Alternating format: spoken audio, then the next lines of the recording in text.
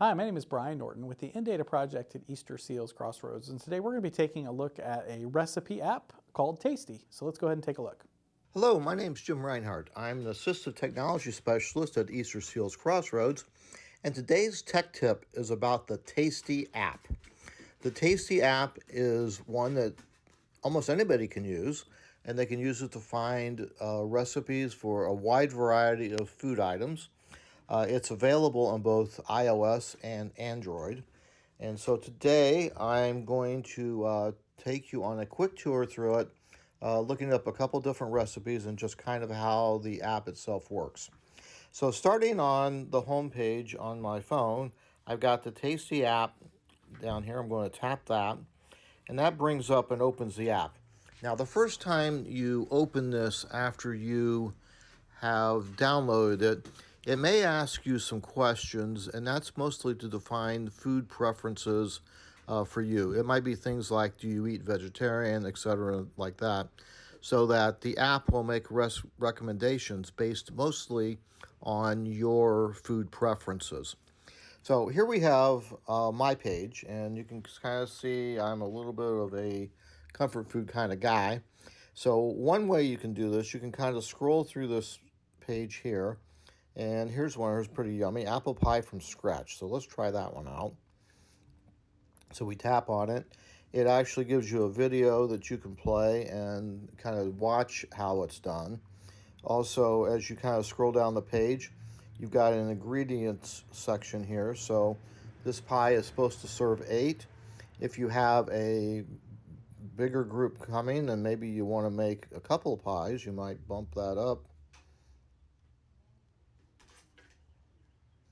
for like 16, and that gives you enough to make maybe 2 pies. But the ingredients here, it kind of breaks it down for you in this case, because you got the pie dough and then you've got the filling as well. But as you scroll through that, it gives you all that. Also gives you a nutrition info that you can look at for pie. You're going to expect it not to be overly nutritious, but the nutrition info is there nonetheless. It goes through some stuff. It gives you some tips and reviews from other people who have made it. And as you scroll down far enough, you got to a preparation section. And this has, sometimes it'll have like prep time, etc., but they almost always have these step-by-step guides. So it takes you step-by-step through how to do this. Very much like that. And everyone I've looked up always says enjoy at the end of it. Now, other things that are on this app, if we go all the way back to the top and we hit the back button, it brings us to here. Now here we have a search edit box, and we can type in something if we don't see it in that list. So I can do like meatloaf.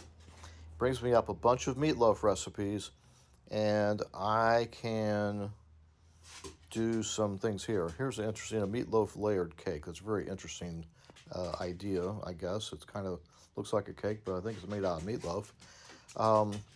Again, same idea here, though. It also goes through the ingredients section, and again, reviews and preparation. Again, step-by-step guide, just like the other one. Again, the last step is always enjoy.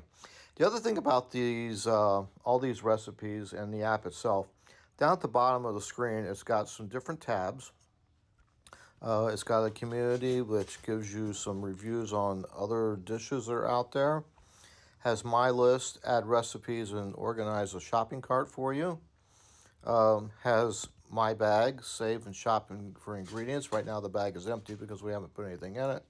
Or you can actually create a profile for yourself and save recipes that you really, really love. Now I'm going to go back to the Discover tab, which is the one on the lower left, and I'm kind of back where I was, back on that layered meatloaf recipe. I can go back to here and make other selections. So that's pretty much it. This is the Tasty app, again available for iOS and Android.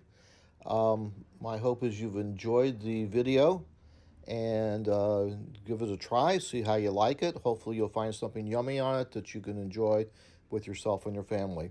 Say thank you to the Indiana Telephone Relay Access Corporation for sponsoring our captions today. My name is Brian Norton with the InData Project at Easterseals Crossroads in Indiana.